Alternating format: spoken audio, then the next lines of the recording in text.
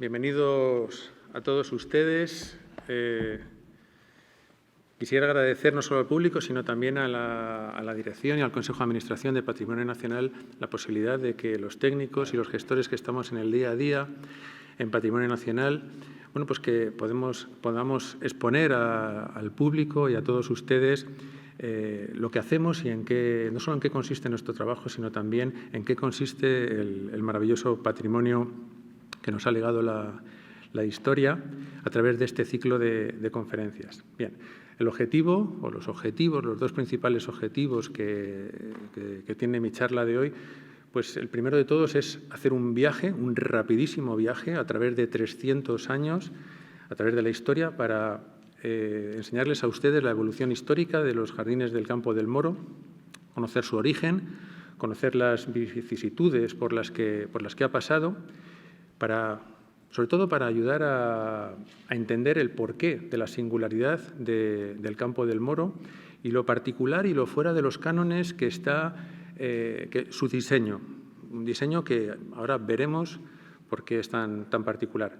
Al mismo tiempo, también, pues bueno, lo que me gustaría es explicar la gestión que realizamos dentro de, como bien ha dicho Ángel, dentro del Campo del Moro, sobre todo para aprender a valorarlo, a apreciarlo como el legado que es. Bien, pues sin más demora, porque va a ser estos 300 años los tenemos que pasar en 50 minutos, entonces va a ser un poquito rápido. Pero bueno, espero que sobre todo sea ameno e interesante. Bien, aquí tenemos una maravillosa foto de las vistas del sol, el eje principal del jardín. Es importante tener en cuenta que es el principal jardín histórico de la ciudad de Madrid. Mucha gente no lo sabe, tanto por la extensión como por su importancia al asociarse a la Corona y al Palacio Real. A pesar de esto, es un jardín bastante desconocido. Posiblemente uno de los motivos del desconocimiento moderno de este jardín es la desconexión que existe entre lo que es la visita pública al palacio y la visita a los jardines, que ahora mismo están desconectados y nos obliga a hacer un recorrido entrando por el lado opuesto. Sin embargo, pues bueno, también vamos a ver más adelante que un proyecto que está ahora mismo desarrollándose va a arreglar este contratiempo histórico. Es un jardín de 20 hectáreas. Para quien no se haga muy a la idea en el manejo de la superficie, 20 hectáreas es un trapecio, es prácticamente un rectángulo que tiene 500 metros, medio kilómetro, por 400. O sea, prácticamente es medio kilómetro por medio kilómetro lo que conforman esas 20 hectáreas, que dan para mucho, como vamos a ver. Los jardines, por supuesto, siempre han sido unos jardines asociados al uso de la corona y de la corte. Así fue Juan Carlos I, en el año 78, quien decide abrirlos al público. También, como curiosidad, muchos lo recordarán, don Juan Carlos celebraba su onomástica en los jardines y en estas fiestas, pues bueno, acudían incluso más de 1000 personas cuando se celebraba el día de San Juan. Bien. En esta fotografía lo que podemos apreciar es la pradera de las Vistas del Sol. Es con una longitud de 280 metros y una superficie de 3.500 metros cuadrados. Es la principal explanada de césped, de pradera, que tiene el jardín, que veremos que es muy poquito comparado con otros jardines, pero desde luego, objeto de miles y miles de fotos que se hacen aquí y un sitio además especialmente elegido por los recién casados para hacerse sus fotografías. El Campo del Moro también es un arboreto de referencia, un auténtico jardín botánico en el que ahora precisamente en esta época pues bueno, los pavos reales hacen las delicias de los visitantes. Bien. Es un jardín histórico. Aquí, en esta serie de fotos maravillosas, pues son fotos actuales, son todas hechas recientemente, algunas las he hecho hace unas poquitas horas, o sea que están recién salidas del horno. Es un jardín histórico, eso significa que no hay perros, no hay bicicletas, no se permiten juegos de pelota, entonces no es como tal, su carácter es cultural y está dedicado a un esparcimiento más bien intelectual o de disfrute, de contacto con la naturaleza. Es un espacio donde podemos perdernos en plácidos rincones, donde se puede leer, donde se puede disfrutar de unas vistas espectaculares de palacio y donde, en fin, donde podemos perdernos en un rincón o admirar grandes vistas. Pero bueno, todo este paisaje idílico, para nosotros, para los gestores, tiene un precio. Nos enfrentamos a grandes problemas y a problemas derivados de la planificación histórica que vamos a ver a continuación. Bien, el origen y la evolución de los jardines. Pues todo surge en tiempos de guerra. El origen nos tenemos que situar en el siglo IX, X, XI, plena Edad Media. Tiempos de guerra, lo que prima es el ejército y las posiciones defensivas. Por lo tanto, la posición... Aquí tenemos, en esta representación, el antiguo alcázar, lo vemos aquí, en estas fotos, en esta representación de esta maqueta y aquí, y el tramo de la ciudad amurallada. Es una posición defensiva, en un alto, defendida por un barranco, producto de la cuenca erosiva fluvial, cuyo valle serán los futuros jardines del Campo del Moro, que van a estar aquí o aquí. Estas dos líneas que vemos aquí, lo que están representando básicamente, vamos, aquí está actualmente la cuesta de San Vicente y aquí está la cuesta de la Vega. Aquí se sitúa el Campo del Moro. Bien. Sabemos que hubo un antiguo asentamiento en la Edad de Bronce, posteriormente una torre romana, después una alcazaba árabe y finalmente una fortaleza, un alcázar medieval cristiano. La versión más probable, a pesar de lo que pone aquí de Mohamed I, es que, por lo que sabemos, el Campo del Moro deba su nombre a su primitiva vinculación con los terrenos donde se asentó el campamento militar de Ali ben Yusuf, un caudillo musulmán que intentó reconquistar la ciudad de Madrid, la villa, el pueblo de Madrid, en 1119. Con el tiempo se transformó en una fortaleza cristiana que fue ocupada sucesivamente por los Trastámara y posteriormente por los Austria. Bien. A partir del siglo XVI, la guerra se traslada a las fronteras. Madrid deja de ser una línea, se establece el imperio, se consolida a través de Felipe II, y es Felipe II quien compra en 1556 las tierras anexas a lo que entonces era el Alcázar, lo tenemos aquí en diferentes grabados, de Vindengarde de 1562, el de Teixeira de 1636, posterior. Bien, pues tenemos esta sucesión de fotos que representan lo mismo, de grabados que representan lo mismo en tiempos diferentes. Es Felipe II quien en 1556 compra estos terrenos anexos a la zona del poniente del Alcázar como cazadero y como zona de recreo. Y le llama entonces el Parque. Ya sabemos en esa época que ese es el nombre que se le da a esta zona, que antiguamente, como vemos aquí en 1562, eran vegas y huertas. Aquí, en este grabado de 1636, ya se ve perfectamente la ordenación de una plantación de arbolado perfectamente ordenado. Bien, Felipe II lo que quería era, sobre todo, conectar con esas tierras recientemente compradas la casa de campo, es decir, lo que estaba al otro lado del río, y tener un corredor ininterrumpido para su privacidad. Desde el Alcázar hasta la Casa de Campo, lo que ahora es Puerta de Hierro, y trasladarse al Palacio del Pardo, es decir, toda su zona de caza. De hecho, aquí esta figura que vemos, este plano que vemos, es de un gran puente cubierto, una galería que se proyectó para hacerla sobre el río, que conectara el parque con la Casa de Campo, pero que nunca se llegó a realizar. En este grabado vemos un estado posterior en el que el Alcázar ya está consolidado, el parque está consolidado con respecto a este y con respecto a este anterior. Todo esto gana importancia a raíz del refuerzo y del refuerzo del antiguo Alcázar cuando Felipe II traslada la corte a Madrid en el año 1561. Los cambios auténticos de ese parque, de esa zona, digamos, forestal de caza, nos suceden en el siglo XVIII, con la llegada cuando el duque de Anjou se convierte en el rey Felipe V en el siglo XVIII, con la llegada de los Borbones. Él ocupa el antiguo Alcázar de las Austrias, pero en 1734, en la Nochebuena de 1734, se incendia el Alcázar y esto supone la ruina del parque, porque es posteriormente talado para que esa madera, entre otras cosas, sirviera para su construcción. Es en ese momento cuando se inicia la construcción de un nuevo palacio y con ese nuevo palacio tiene que venir un nuevo jardín, porque los Borbones ya no tienen no necesitan esos cazaderos o no tienen ese sentimiento de unión a la naturaleza más antiguo como tienen los Austrias, y ellos lo que buscan es el ornamento, el lujo y, sobre todo, que ya estamos en una situación histórica en la que el hombre tiene que demostrar que puede doblegar a la naturaleza y que la naturaleza está al servicio del hombre.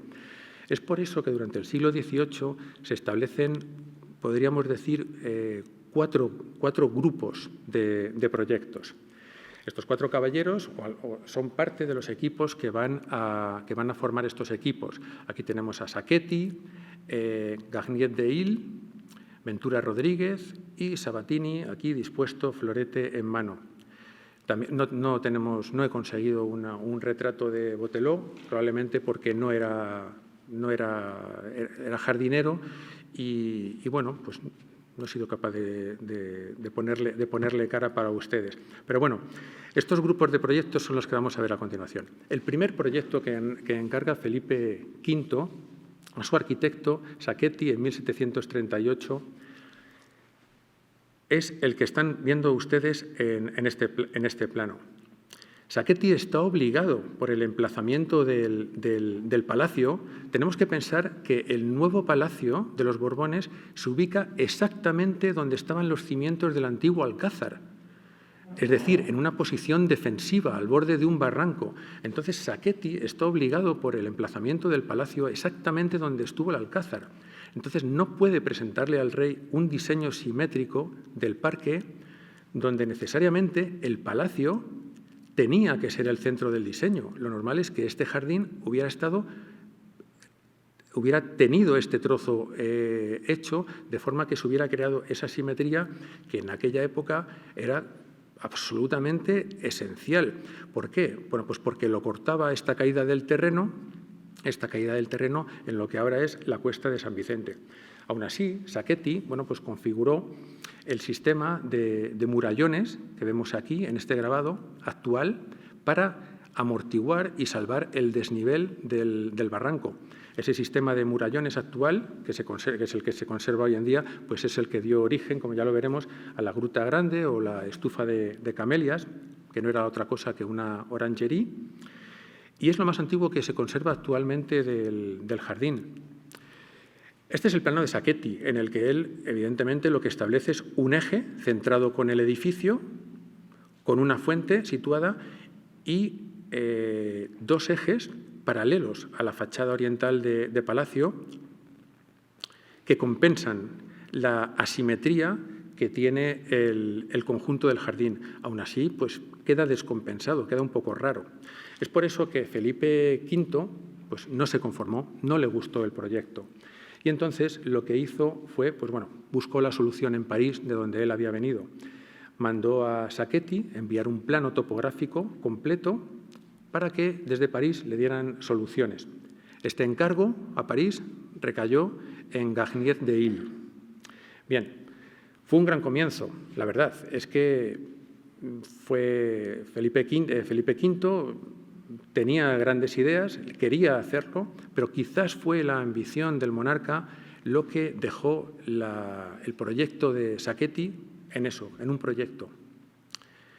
Cuando los planos llegaron a París, bueno, pues resulta que Garnier tardó mucho en presentar el proyecto.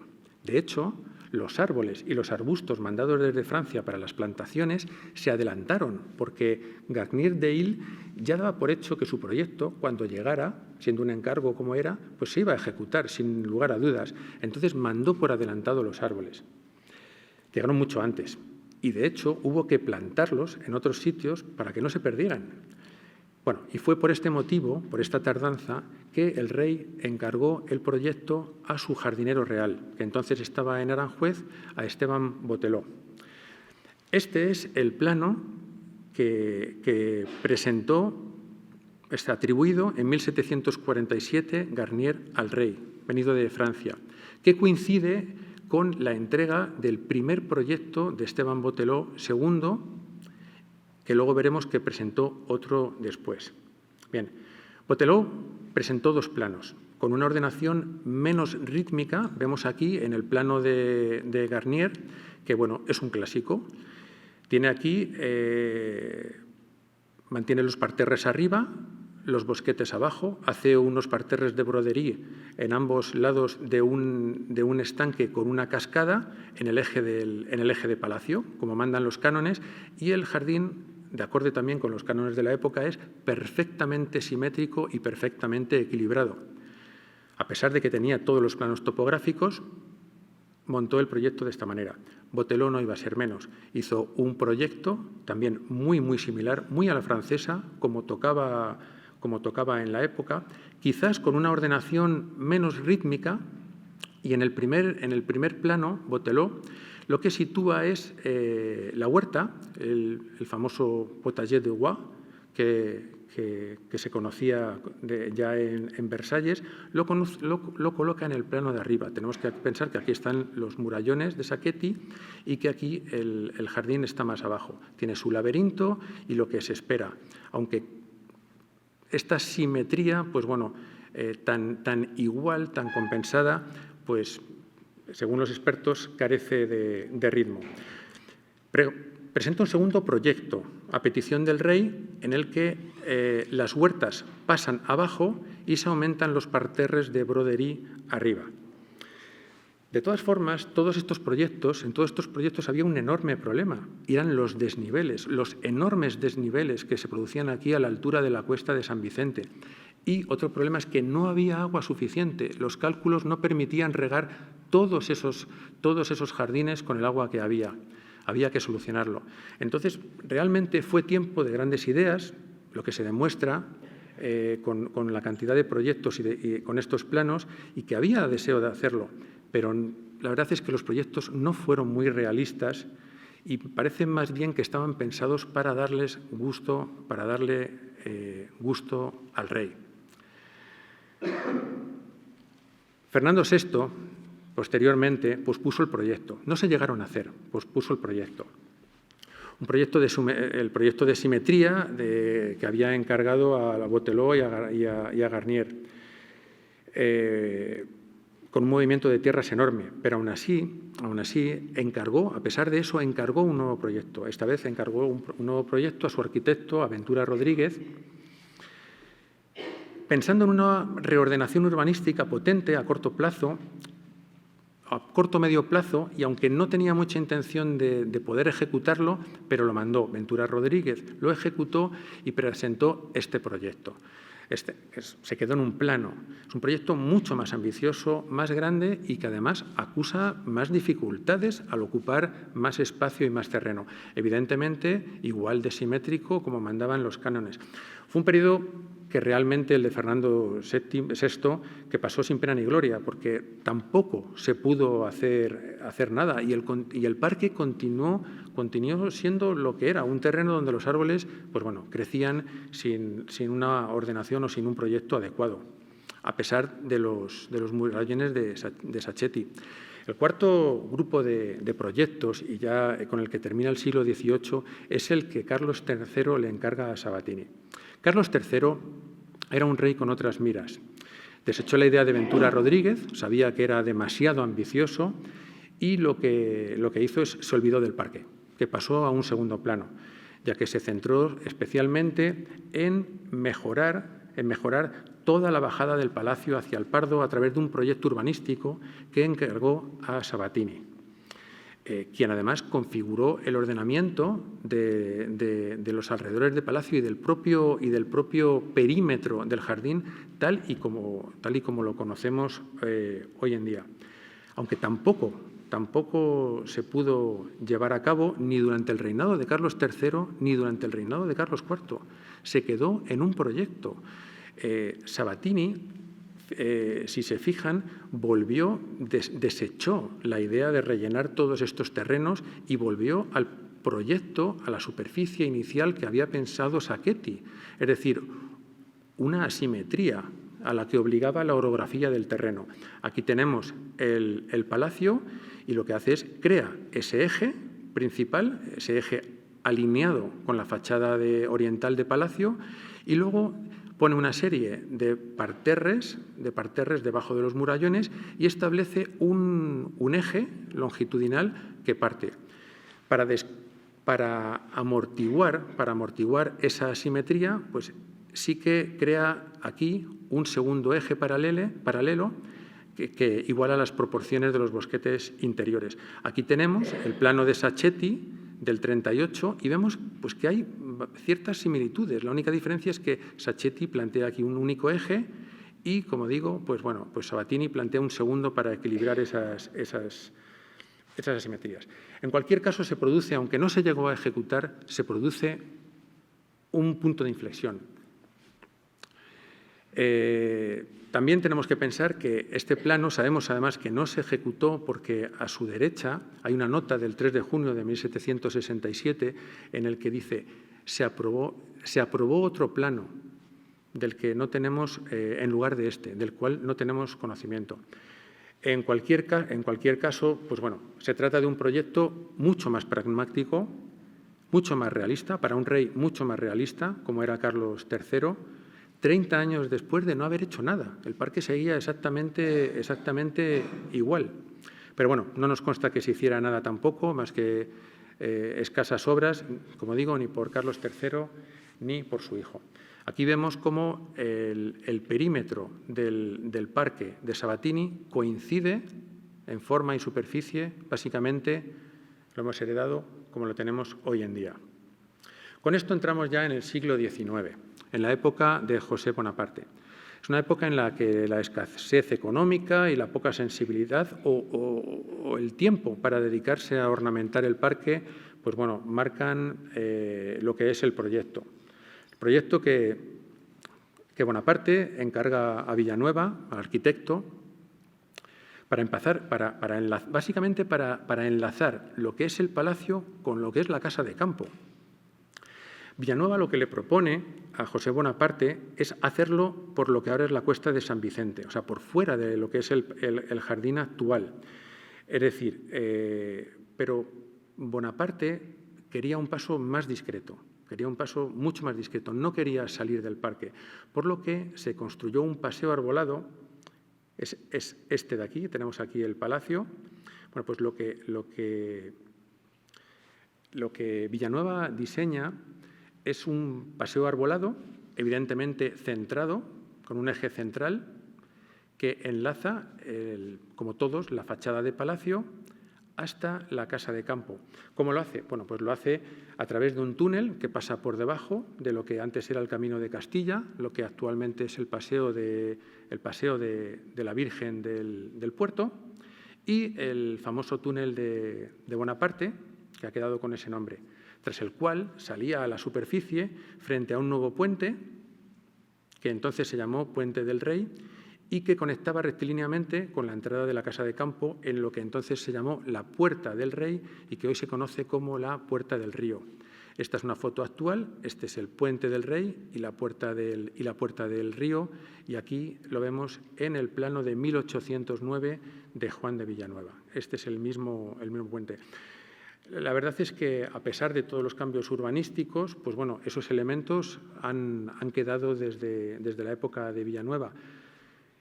Y lo que sí que es cierto es que la actuación de Villanueva, la ordenación urbanística de Sabatini, ya había fijado la configuración perimetral del parque. A Villanueva tampoco se le pasó por la cabeza buscar esas simetrías. Digamos que el urbanismo, como tal, habían ya fijado definitivamente lo que iba a ser el perímetro del parque.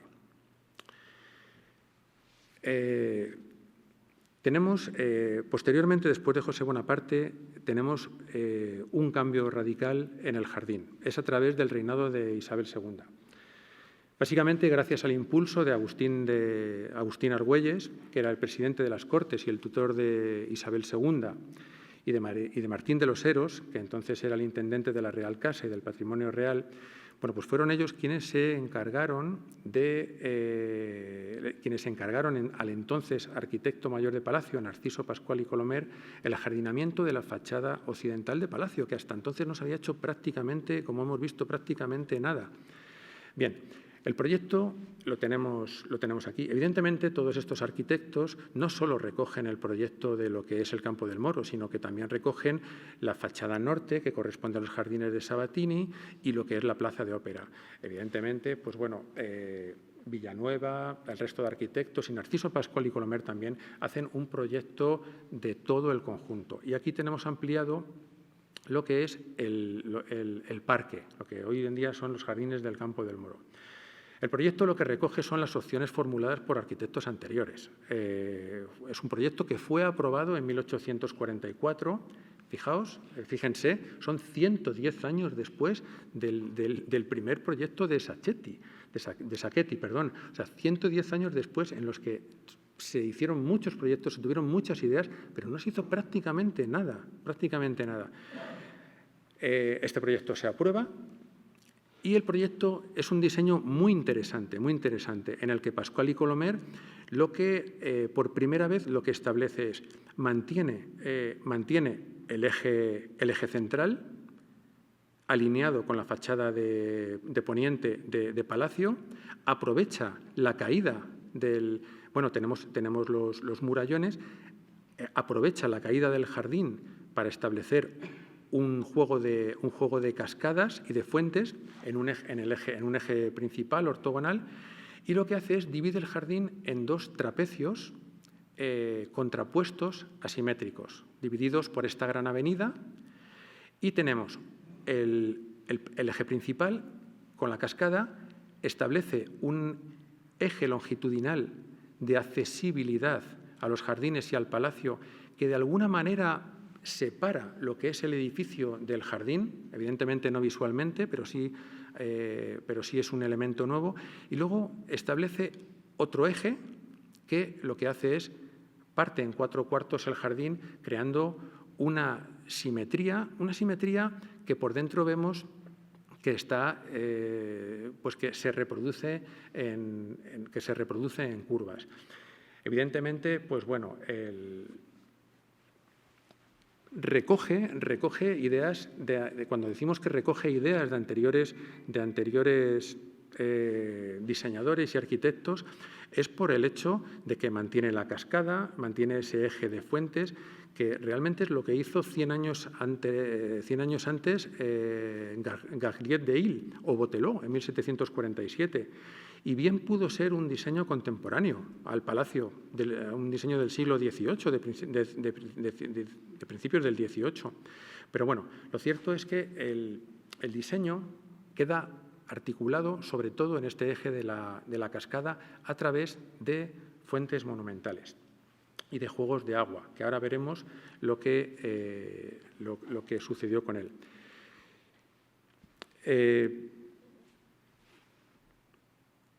Para Pascual y Colomer, el proyecto se empezó a ejecutar. Para él era importante ese eje con esas cascadas, y lo que hizo Pascual y Colomer fue mandó instalar de fábrica dos fuentes que a día de hoy y posteriormente establecerían todo el ritmo alrededor el eje principal y uno de los principales atractivos del jardín. Estas fuentes, pues bueno, las tenemos aquí situadas en el plano de 1844 de Pascual y Colomer. La primera es la de Tritones, que la tenemos aquí en un dibujo del museo en un óleo del taller de Velázquez de 1657 del Museo del Prado. Algunos se preguntarán, bueno, ¿cómo es posible que esté en un cuadro de 1657 si el proyecto de Colomer es del 1844? Bueno, esto es porque la fuente de los Tritones, que es una fuente barroca, procede del culón de la isla de Aranjuez, donde Felipe IV la había traído a su vez de Italia. y la había hecho colocar en 1657. Actualmente se considera la fuente monumental más antigua que se conserva en España. Y en la plaza la puso justo al pie del palacio, en la avenida de acceso principal. Inmediatamente debajo de ella, lo que colocó fue la Fuente de las Conchas, que aquí lo que he traído es una fotografía de 1870. Bueno, esta fuente tampoco se diseñó específicamente para este jardín. La Fuente de las Conchas fue diseñada por Ventura Rodríguez y estaba instalada inicialmente en el Palacio del Infante Don Luis, en Boadilla del Monte, de donde, que es para donde fue concebida. De allí pasó al Palacio de Vista Alegre, de Carabanchel, como un regalo a Fernando VII, y fue Pascual y Colomer quien la rescata de allí, quien la saca de allí para traerla al jardín. La verdad es que todo quedó a medio hacer.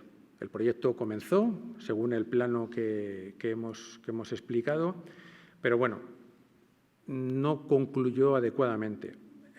Una de las causas fueron que no se terminó el cerramiento del parque, era permeable. Otro de los problemas fue la escasez de agua y, sobre todo, el posterior descuido que siguió a la Revolución de 1868, la gloriosa, que depuso a la reina Isabel II, con lo cual pues, el proyecto y la obra se quedó como estaba.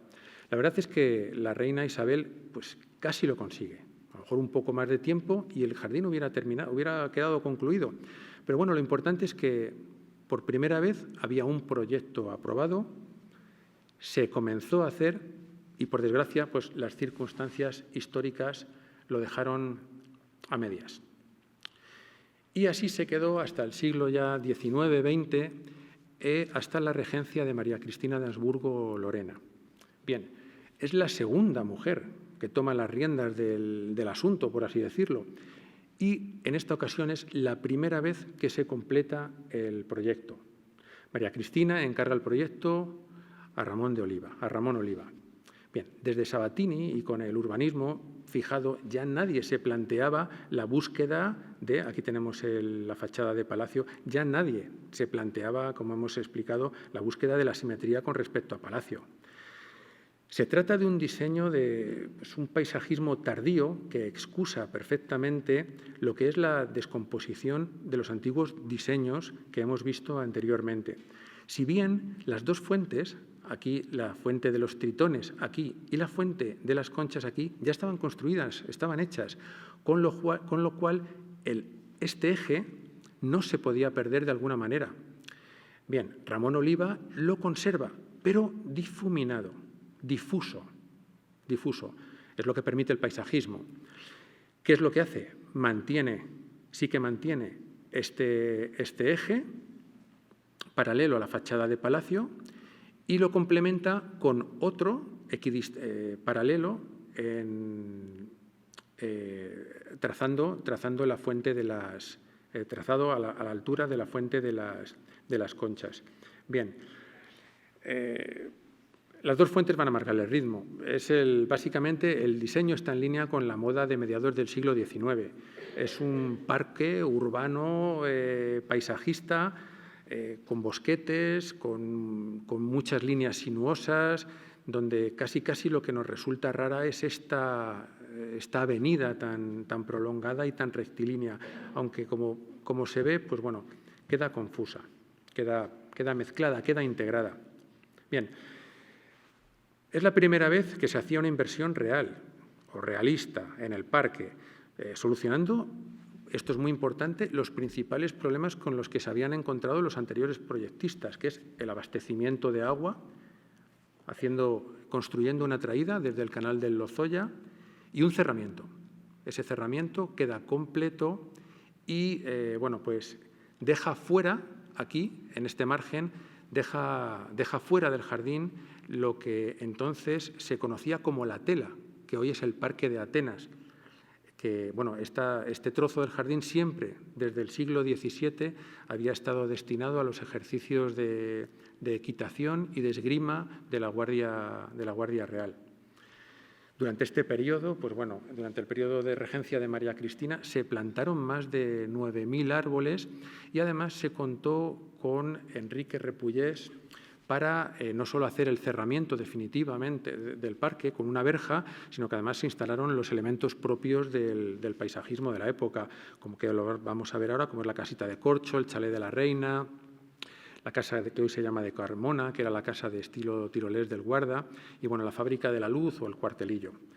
Este plano de Ramón de Oliva, firmado y rubricado en 1890, es el diseño que prácticamente igual nos ha llegado a día de hoy. Desde los tiempos de Sacchetti, pues ya hemos visto que llovió. Esta foto es muy interesante porque, bueno, este es el plano de Ramón de Oliva de 1890 sobre el que nos vamos a basar. La flecha lo que les muestra a ustedes es la dirección de la visual de la fotografía. Esta foto la he traído porque es muy interesante. Tenemos que pensar que el plano de Oliva es de 1890 y esta fotografía es de 1884. Es un poquito antes de que se empezara a hacer. ¿Y qué es lo que vemos en este jardín construido?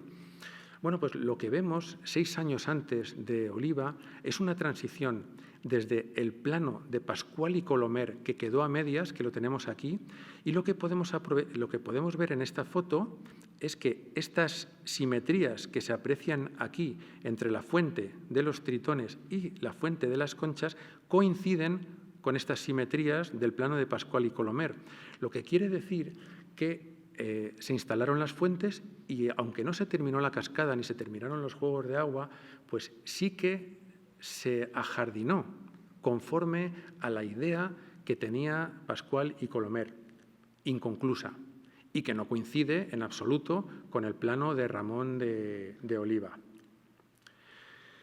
Bien, aquí tenemos una fotografía de finales del XIX y su posición desde donde fue tomada en el plano de Ramón de Oliva del 90. Ya se aprecia que el diseño es coincidente con lo que se había proyectado. Aquí tenemos otra fotografía. Está fechada en 1890, pero probablemente sea un poquito posterior, porque si Oliva presenta el plano en el 90, no creo que en un año le diera tiempo a concluirlo, donde se aprecian, pues bueno, unos columpios. Este es el Paseo de Damas. Este es el paseo, digamos, este paseo de aquí, desde aquí está tomada la fotografía, esta es la fuente de las conchas, se aprecian aquí unos columpios chinescos, el chalet de corcho de Enrique Repullés, y bueno, y es un jardín recién hecho, con el paseo de damas, y lo que nos muestra la fotografía es que es perfectamente fiel al diseño de Oliva. Aquí tenemos otra fotografía también muy interesante, tomada desde lo que hoy sería la entrada del jardín de Virgen del Puerto, en el que se aprecian, se aprecian las fotos monumentales y exactamente el diseño de Ramón y Oliva. El jardín ha quedado hecho, ha quedado terminado de acuerdo con un proyecto por primera vez en todos estos años.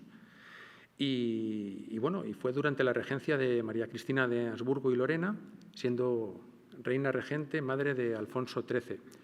Aquí, en esta foto de 1896, bueno, pues lo que podemos ver es una foto que se hizo del viaje a Madrid del archiduque Federico y su familia en 1896. Hay mucha documentación, o hay una documentación relativamente abundante en relación a esta época. Estamos ya en el siglo XX, estamos en la República. Estas fotos ya son del siglo XX. Se puede apreciar el chalet de corcho, el chalet de la Reina en una foto de 1907, y la verdad es que no hubo modificaciones sobre el diseño, sobre el jardín. Esta foto es interesante, es una recepción de una embajada china en 1902, Y ya podemos observar que en el Paseo de Plátanos ya había plantados plátanos de cierta entidad en 1902, lo que nos ayuda a datar los plátanos que cualquiera de ustedes pueden observar en el jardín y que ya estaban plantados hace ya más de 130 años. Durante la República, pues como hemos dicho, apenas hubo modificaciones. Aquí tenemos una foto de 1907. Esta es la Cuesta de San Vicente, la entrada al palacio por la Cuesta de San Vicente, el Castillete, donde custodiaba la Guardia Real la entrada, la Sala de Máquinas, que hoy se llama Fábrica de la Luz, y esto es una fotografía hecha desde el túnel de Bonaparte hacia Palacio. Tenemos aquí también una fotografía de 1920 y la primera fotografía aérea que tenemos del jardín, de 1927. Si observamos la fotografía aérea de 1927 con el plano de Oliva de 1890, vemos que es prácticamente igual. Hay pequeñas modificaciones, pero el jardín se completó y se hizo tal y como lo conocemos. ¿Qué es lo que se observa en esta foto de 1920? Pues que tras 40 años el arbolado ha ganado consistencia y ha ganado frondosidad. Más fotos entre 1931 y 1935, y lo que ocurre es que, bueno, en 1920, aunque permanece el eje principal del diseño original de Ramón Oliva, el jardín se va transfigurando y lo puede hacer porque no tiene una forma, porque su estilo paisajístico no le aporta una forma formal. De hecho, pues nos aparece una charca que alguien decidió hacer en ese momento. Bueno, los jardines, por fin terminados, justo en el momento de esta fotografía, fueron declarados de interés histórico-artístico por decreto en junio de 1931. En este mismo año, la Plaza de Oriente pasa a ser propiedad del Ayuntamiento y todos sabemos lo que pasó después de esta foto, y es que 5 años después, en un jardín que apenas estaba consolidándose, pues bueno, será destruido. Durante este periodo, el jardín durante la República, el jardín descansó, se consolidó y, bueno, con algunas pequeñas desviaciones que permitían su diseño paisajístico y urbano, pues fue asentándose. Llegó la Guerra Civil en el siglo XX y supuso la práctica destrucción del diseño de Ramón Oliva. Hubo que reconstruirlo después de la guerra. La reconstrucción comenzó inmediatamente en los años 40 y tal y como lo conocemos hoy en día. De alguna manera se rompe el diseño de Ramón Oliva y se entremezclan estilos formales, como es las vistas del sol o el Paseo de Damas, ahora lo veremos, que eran ideas originales de Sacchetti, en 1747, con ideas paisajísticas, dando al conjunto pues, un eclecticismo a todo el conjunto. Durante los años 40 se reconstruye en los principales paseos, que estaban salvajes. Aquí se aprecian los andamios de la reconstrucción todavía de la guerra. Y durante los años 50, pues bueno, se acondicionan los paseos y se delimitan los bordillos. De hecho, apreciamos en esta foto de 1946, comparándola con esta foto de 1956, 10 años posteriores, pues vemos cómo el paseo principal de las vistas del sol, el eje, está ganando anchura. Y también vemos cómo todo este paseo de plátanos y toda esta arboleda pues es una selva. Aquí lo que vemos es un jardín que es una selva. 10 años después, en 1965, el jardín ya se parece infinitamente más a lo que hoy conocemos. Las vistas del sol han quedado perfectamente establecidas, el paseo de damas, ese eje, el eje ortogonal y el eje longitudinal están perfectamente establecidos. Y aquí lo que vemos en la foto anterior, lo que vemos es que aquí empieza a crearse la rosaleda, cuando en la foto de 1965 ya está completamente hecha. Y en la foto de 1975 Lo que ya tenemos es el Museo de Carruajes, lo tenemos aquí, diseñado por Ramón Andrada, tomado además el diseño de la exposición de París, y que permanece cerrado al público desde principios de los años 90 y bueno, alberga una serie de carrozas que se destinarán, dentro de poco tendrán un nuevo lugar. Esas carrozas salieron de la demolición de los jardines de Sabatini y de las antiguas caballerizas en 1931.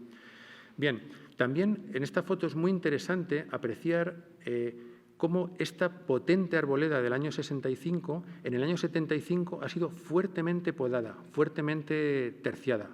El famoso Capitán Rodríguez, que conocemos aquí en Patrimonio Nacional, pues fue quien, por el gran tamaño del arbolado, pues decidió terciarlo y rebajarlo, y esas podas tan drásticas, tan fuertes, pues son parte de los problemas que nos toca gestionar a los actuales técnicos.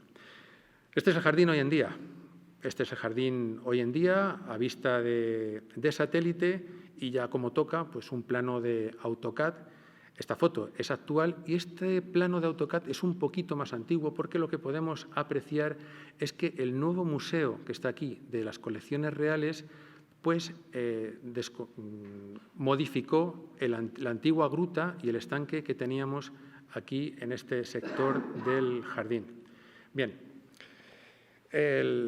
con todo esto lo que nos ha quedado es un jardín ecléptico, el resultado de una mezcla paisajística de Ramón Oliva con una restauración que lo que quiere es poner en valor un edificio que desde su única entrada al público, desde el Paseo del Puerto, pues bueno, mezcla ideas del 18 con ideas modernas. Es un jardín que de alguna manera pues respira por las viejas heridas, pero que tiene su personalidad propia y que además es fruto pues, de su origen y de la evolución que hemos visto. Las fuentes monumentales, evidentemente, del siglo XVII y del XIX, instaladas por Pascual y Colomer, pues bueno, son algunos de los principales atractivos del jardín y evidentemente pues para visitarlo es un jardín de primavera y especialmente de otoño. Pero claro, todo este paisaje idílico pues tiene un precio. Nosotros, los gestores, Patrimonio Nacional, enfrentamos problemas derivados de la planificación histórica que hemos visto, que hemos explicado y que ahora vamos a contar rápidamente pues bueno, cómo se consigue todo esto a través de la gestión que requiere un espacio tan singular. Bien. Por un lado tenemos lo que son la gestión de un jardín histórico como el que afrontamos es una gestión mixta. Es una gestión que se lleva a través de un equipo multidisciplinar donde colaboran arquitectos, aparejadores, documentalistas, restauradores, ingenieros.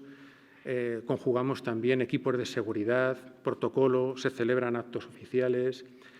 Entonces, pues tenemos una serie de infraestructuras que hemos heredado de todas esas modificaciones y de todas esas obras que hemos visto, en el que bueno, pues nos traen tenemos una parte que es de diseño, una parte que es de comprender los antiguos sistemas de las redes de riego, averías que surgen constantemente por la edad y por el paso del tiempo del jardín, que es un jardín vivo, no en el sentido de que tiene seres vivos, sino de que se está modificando. Tenemos el reto de la accesibilidad, de crear accesibilidad a todo el público, de la gestión del uso, de la gestión de los residuos, del arbolado. Entonces, multitud de infraestructuras que requieren de todo este equipo humano, al mismo tiempo que, por otro lado, tenemos lo que es la gestión de la conservación, la conservación de un espacio verde de un valor pues, incalculable. Se hace a través de proyectos de conservación, de vegetal, de sanidad integral, de gestión de residuos. Nos tenemos que ocupar de los paseos, de las redes, de las praderas. En definitiva, pues un montón de trabajos que engloban a un extenso equipo de profesionales, un equipo humano, para dar conservación y mantenimiento a esas 20 hectáreas. Por otro lado, muy importante es la gestión del arbolado. El campo del Moro es una auténtica selva. y efectos modernos de lo que estamos hablando de secuestro de carbono, pues bueno, no solo es un pulmón, sino que es un sumidero de carbono. El Campo del Moro, en los jardines, aproximadamente secuestran 1.000 toneladas de dióxido de carbono al año. Y uno de los secretos es que tiene pocas praderas. Tiene pocas praderas y mucha zona arbolado de gran copa y mucha zona verde sin ser pradera, con lo cual secuestra mucho más carbono. Evidentemente, la gestión de todo ese arbolado pues, requiere de un equipo de especialistas. Pues bueno, muchas de estas fotos son evidentemente todas del Campo del Moro, pues bueno, simplemente comentar que en toda su dimensión es un jardín botánico. Hay más de 6.000 árboles, están todos inventariados, catalogados, los conocemos, pertenecientes a más de 150 especies. Hay 7 árboles singulares catalogados por la Comunidad de Madrid y, bueno, y esto pues, requiere de una gestión especial. Esa gestión, pues, tenemos que pensar que muchos de estos árboles tienen más de 150 años de edad. Es un arbolado que ya es un arbolado maduro y que conforma uno de los grandes valores que tiene actualmente el jardín. Vemos aquí los murallones originales de Sacchetti, totalmente recubiertos de vegetación. Ahora están en flor con las glicinias, con los rosales. Es un jardín con un valor botánico especial que merece la pena conocerlo y sobre el que nosotros los gestores tenemos que conocer y tener una dimensión muy particular de lo que es la gestión del riesgo y la seguridad. Los árboles viejos siempre implican riesgos y la seguridad de las personas es una de las grandes propiedades, que el visitante pueda sentirse a gusto en el sentido de seguro. Para ello, pues bueno, dentro de la gestión del riesgo tenemos sistemas de vigilancia meteorológica que dan aviso de cuándo debemos cerrar los jardines en función de la intensidad y de la velocidad de las rachas de viento. Esta es una de estas estaciones, situados en puntos estratégicos. Tenemos técnicas de análisis de última generación consistentes en tomografías de impedancia sónica, de impedancia eléctrica, resistógrafos, sistemas con el que podemos detectar las raíces enterradas en el suelo si sospechamos que puede haber un problema, sistemas como el AirSpade que nos permite descalzar un árbol sin dañarle para analizarlo. Se hacen test de tracción simulando vendavales para saber cómo se va a comportar el árbol y hacer estadísticas de peligrosidad. Y, bueno, en definitiva, multitud de estudios para cada árbol que calculan su resistencia al viento, su probabilidad de caída, de fractura de ramas, etcétera, etcétera. Esto, evidentemente, pues, requiere de un equipo de especialistas y el jardín pues, también tiene muchas dificultades de acceso, no solo al jardín, sino al interior de los bosquetes. Esto significa que muchas veces, para gestionar todo ese gran arbolado que le da ese valor tan singular al jardín, pues necesitamos de arboristas, podadores especializados. Aquí tenemos algunos ejemplos pues, de cómo estos profesionales parecen auténticas ardillas para eliminar ese peligro o para gestionar el crecimiento de ese arbolado. Evidentemente, siempre que podemos, estas podas se realizan a través de plataforma por cuestiones de seguridad, aunque no siempre se puede. También tenemos muy presente lo que es la gestión del ecosistema. Patrimonio Nacional apuesta por una gestión sostenible mediante el control y la lucha biológica frente a lo que son los pesticidas y mediante la suelta de depredadores o de parasitoides en lugar del uso de pesticidas. De esta forma, estamos convencidos de que aumentamos la biodiversidad, que creemos que es un valor fundamental hoy en día. Y, bueno, esto pues, nos obliga a convivir con un peor aspecto del jardín, con lo que pueden ser, por ejemplo, una mayor proliferación de las malas hierbas, que somos conscientes de que esto tiene un coste en nuestra imagen, pero bueno, Patrimonio ha decidido apostar por esa gestión integral de plagas, donde hay una lucha biológica, no hay pesticidas, una conciencia ecológica de uso de no usar estos herbicidas y también por una política de sostenibilidad basada en el reciclaje de residuos. Aquí tenemos diferentes fotos pues bueno, de esos depredadores y de esos sistemas ecológicos que sustituyen a los pesticidas, a los plaguicidas, a los herbicidas. Tenemos muy en cuenta también lo que es la gestión de la sostenibilidad.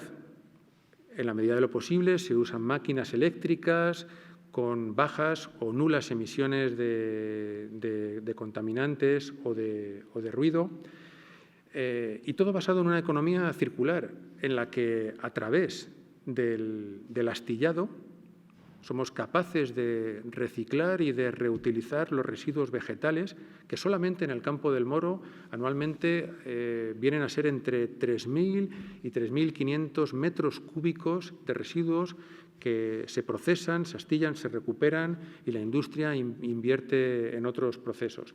Para todo eso pues necesitamos muelles de carga, plataformas de procesado, una separación de todos esos residuos, de todo tipo, y unos sistemas pues, eficientes, como puede ser, por ejemplo, el caso de este robot guiado por GPS, que él solito pues, pueda a la pradera junto con el resto de sus compañeros, donde se puede, no siempre se puede, nada de momento puede sustituir a nuestros jardineros. También estamos hablando de un espacio que necesita una gestión de fauna. El Campo del Moro alberga una gran cantidad de animales salvajes, que se han adaptado a vivir en el entorno urbano y que además están usando el Campo del Moro, ese reducto, esa selva verde que tenemos de 20 hectáreas, como un sitio donde criar y donde poder estar tranquilos dentro de ese entorno urbano. Antiguamente teníamos, porque ha sido tradición en todos los jardines de patrimonio nacional, en todos los jardines reales, tener colecciones de animales. En este caso, en el Campo del Moro, había una colección de anátidas ibéricas muy interesante, pero que nos vimos obligados a retirarla como consecuencia del brote de gripe aviar que hubo por prevención, pero que poco a poco a medida que se recupera la seguridad, la estamos recuperando. Esto, evidentemente, nos exige un gran control, un enorme control veterinario sobre todos estos animales. No solo podemos encontrar pavos reales, podemos encontrar tarros canelos, los ánades que se dan baños. Esta es la fuente del Panchito, donde se bañan los patos. Pero nos hemos encontrado animales que ni siquiera nos podíamos imaginar. Hemos encontrado en el jardín, a través de las cámaras de fototrampeo, hemos encontrado meloncillos, mangostas. Nos desaparecían los pájaros de una jaula, no sabíamos por qué, y aquí esta señorita era la causante, una jineta. Tenemos mochuelos, tenemos cárabos, tenemos búho real, la mayor rapaz nocturna de la península ibérica. O sea, auténticas joyas, auténticas maravillas que hay muchos jardines, pero no todos tienen la privacidad y el tratamiento de un jardín histórico como lo tiene el Campo del Moro. Asimismo, necesitamos una gestión que sea compatible con los usos que tiene el palacio. En el jardín se realizan prácticas de equitación, se hace el uso de carrozas para los actos oficiales. Tenemos personal, tenemos a la Guardia Real, servicios de vigilancia, servicios de seguridad, servicios de limpieza. Entonces, hay un sinfín de infraestructuras con las que tenemos que contar. Hay una parte del jardín que no está accesible al público, está reservada, donde tenemos nuestros invernaderos, nuestras salas de cultivo, donde tenemos nuestra producción de planta, mesas, estufas calientes. Todo eso pues conlleva todas estas infraestructuras. Por otro lado, también tenemos que gestionar el uso de los vehículos de parte del personal o del personal de Patrimonio Nacional, donde hay que encontrarle un sitio compatibilizando el paisaje, lo que se ve, lo que no se ve, los actos oficiales, un picadero también para domar caballos y, en definitiva, pues, un sinfín de infraestructuras que el público no ve, que son importantes y que están ahí. Por supuesto, también necesitamos la gestión de los acontecimientos catastróficos. A pesar de todo lo que seamos capaces, pues no estamos exentos de acontecimientos catastróficos. Estamos hablando de ciclogénesis explosivas, ciclones, vientos, temporales y, bueno, pues todos recordamos el temporal Filomena de 2021 que ciertamente ha marcado un punto de inflexión en el jardín. Se ha llevado árboles importantísimos, una fracción de cabida cubierta, es decir, un techo verde muy importante y que nos ha obligado a adaptarnos de manera urgente y rápida a estas circunstancias. Y luego, además, no estamos exentos de las enfermedades, de las plagas y de un arbolado que ya cuenta alguno con más de 2 siglos de antigüedad. Entonces, todo eso lo tenemos que gestionar, lo hacemos con orgullo y con satisfacción y básicamente para que lo puedan disfrutar el conjunto de los españoles, que al fin y al cabo es el legado que hemos heredado. El futuro del Campo del Moro, pues un poco dependerá de lo que nosotros queramos.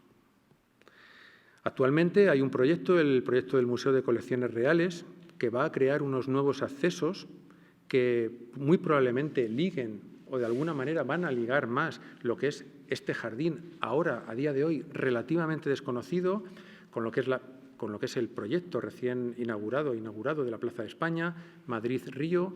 Entonces, pues bueno, yo creo que todos somos optimistas en patrimonio, creo que se avecinan buenos tiempos y que son tiempos de poner en valor un jardín hasta ahora relativamente desconocido y bueno, con la satisfacción de que contamos con un personal profesional y con la esperanza de que vendrán tiempos mejores en los que nuestra dotación económica nos permitirá ofrecer a todos ustedes pues, lo mejor de nosotros mismos. Y bueno, yo creo que con esto pues hemos terminado. Espero que les haya gustado. Gracias.